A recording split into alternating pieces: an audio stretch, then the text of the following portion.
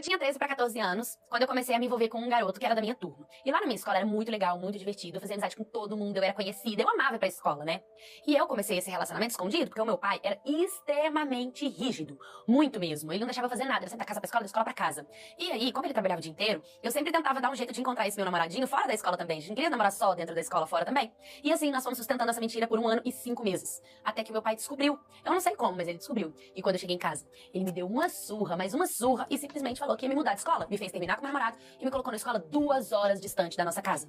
E aquilo me fez muito mal. Porque quando eu cheguei lá na escola, todo mundo meio que me olhava de cara feia. Ninguém me conhecia. Eu não conseguia fazer amizade. As pessoas não gostavam de mim. E aquilo foi me prejudicando. Eu sentia muita falta da minha escola antiga, dos meus amigos e também do meu namorado.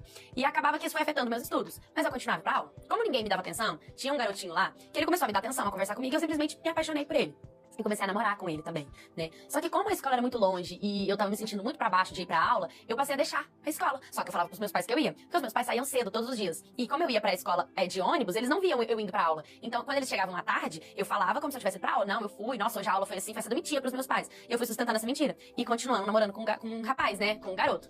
E assim foi. Depois de uns 6 meses, eu descobri que ele era um cafajeste, que ele não prestava, que ele pegava um monte de gente, que ele me traía, que ele mentia pra mim. E por cima, eu estava grávida.